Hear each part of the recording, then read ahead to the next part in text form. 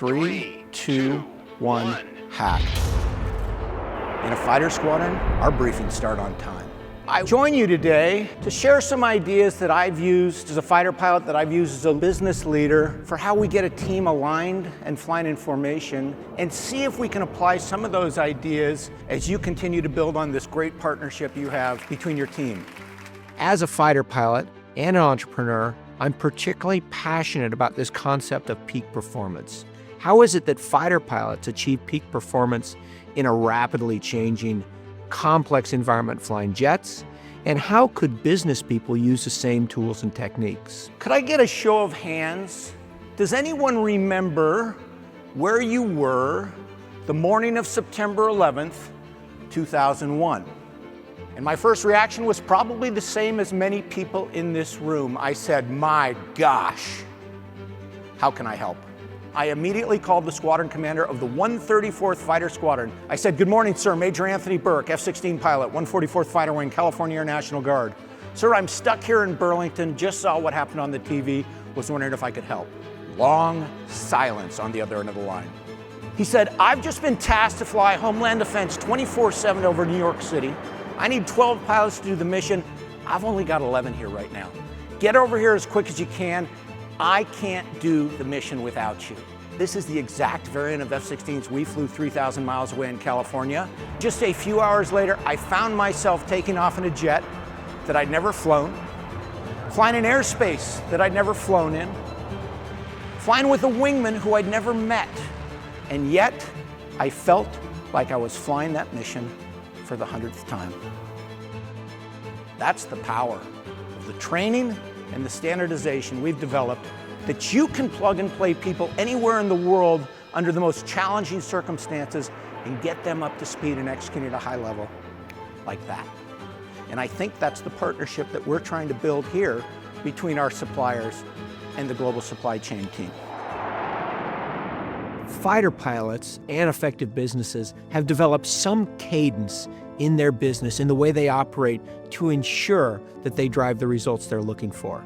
For fighter pilots, that's based on a system of always briefing before key missions to ensure we're all working together and flying in formation, and always debriefing right afterwards, because we know no fighter pilot's ever flown the perfect mission. And I think it's fair to say that no one in business will ever have the perfect day, the perfect week, the perfect month, or the perfect meeting. Fighter pilots always call time out right afterwards and hold a debrief. Briefing says you may be the best and the brightest fighter pilot in the world. You could have the greatest ideas or tactics in your head. But if you haven't found a way to communicate your great ideas, your great plans to the people who are going to be flying with you, then all of your ideas will be for naught, because you'll be flying solo, and so will your wingman.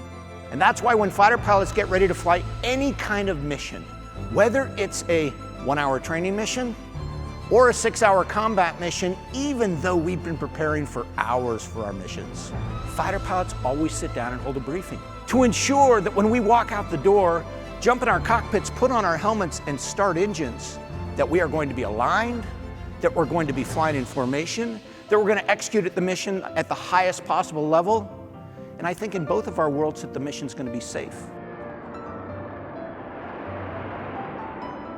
Debrief essentially says, I really don't care how good we think we are. I don't care how well we planned. I don't care how good our technology is. And quite honestly, I don't care how well yesterday's mission went. The fact is, at the end of the day, at the end of the mission, no fighter pilot has ever flown the perfect mission. And that's why when fighter pilots are done executing our missions, we always hold a debrief. So we can learn from both the mistakes and the victories of today's mission, and we can continue to improve as individuals, certainly as a broader team, and maybe most importantly, so our leaders can find a way to call time out from time to time and get our people to give us the honest, real-time feedback we need to keep us ahead of the threats, ahead of the competition, and ahead of the inevitable change that is going to continue to come our way. Mach 2 is all about figuring out how do fighter pilots achieve results in a rapidly changing, complex environment flying jets, and how can business people use the same tools. I've had the pleasure over the past 15 years in this business working with top sales teams, top sales individuals, manufacturing firms, accounting firms, anybody who's all about getting better results, communicating at a better level, working better as a team, and individually winning. When you go back to work next week, please don't think about this concept of debrief as something that could only work in a fighter squadron. Think about how you can either introduce, or my guess is much more likely, raise the bar on the way we are giving and receiving feedbacks with our partners. Debrief is the most powerful tool in the world to help accelerate the experience of a team, and I think it's the most powerful tool in the world to help you on this journey and working as a team.